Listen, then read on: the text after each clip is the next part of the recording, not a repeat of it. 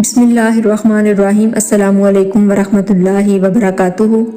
آج ہم سفر رمضان کی 9ویں نشست کا آغاز کریں گے اور ہمارا آج کا سوال ہے، روزہ کی حالت میں غیبت کرنا، جھوٹ بولنا اور فحش کلامی کرنا کیسا ہے؟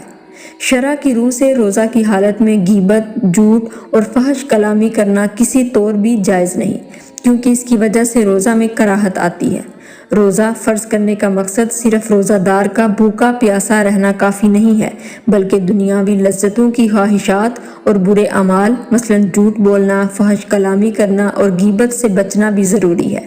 جیسا کہ احادیث مبارکہ سے ثابت ہے، حضور نبی اکرم صلی اللہ علیہ وآلہ وسلم نے فرمایا کہ اگر کوئی شخص جھوٹ بولنا اور اس پر عمل کرنا روزہ رکھ کر نہیں چھوڑتا تو اللہ تعالیٰ کو اس کی کوئی ضرورت نہیں کہ وہ اپنا کھانا پینا چھوڑ دے۔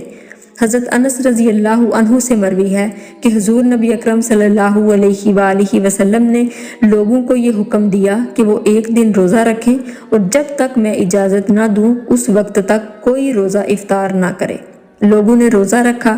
جب شام ہوئی تو ایک شخص نے حضور صلی اللہ علیہ وآلہ وسلم کے پاس حاضر ہو کر عرض کی کہ میں سارا دن روزے سے رہا ہوں، آپ مجھے افطار کی اجازت دیں۔ آپ نے اس کو افطار کی اجازت مرحمت فرمائی۔ پھر ایک شخص حاضر ہوا اور اس نے عرض کیا کہ آپ کے گھر کی 2 کنیزیں صبح سے روزے سے ہیں، آپ انہیں بھی افطار کی اجازت دیں۔ آپ صلی اللہ علیہ وآلہ وسلم نے اس شخص سے اعراض کیا۔ حضور نبی اکرم صلی اللہ علیہ وآلہ وسلم نے فرمایا، ان کا روزہ نہیں ہے۔ ان لوگوں کا روزہ کیسے ہو سکتا ہے جو سارا دن لوگوں کا گوشت کھاتے رہے ہوں؟ جاؤ انہیں جا کر کہو اگر وہ روزہ دار ہیں تو قے کریں۔ انہوں نے قے کی تو ہر ایک سے جمع ہوا خون نکلا۔ اس شخص نے جا کر حضور نبی اکرم صلی اللہ علیہ وآلہ وسلم کو خبر دی۔ آپ صلی اللہ علیہ وآلہ وسلم نے فرمایا، اگر وہ مر جاتی اور وہ جمع ہوا خون ان میں باقی رہ جاتا تو دونوں کو دوزخ کی آگ کھاتی۔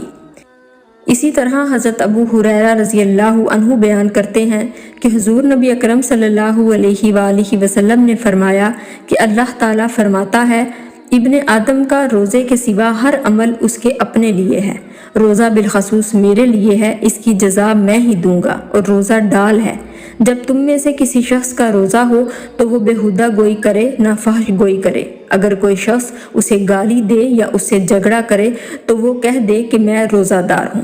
بس ان تمام احادیث مبارکہ سے معلوم ہوا کہ روزہ کی حالت میں جھوٹ بولنا، غیبت کرنا اور فحش کلامی کرنا ممنوع ہے۔ ان امور سے اس لیے ممانعت کی گئی کہ ان سے روزہ رکھنے کا مقصد ختم ہو جاتا ہے اور روزہ دار روزہ کے برکات اور ثمرات سے محروم رہتا ہے۔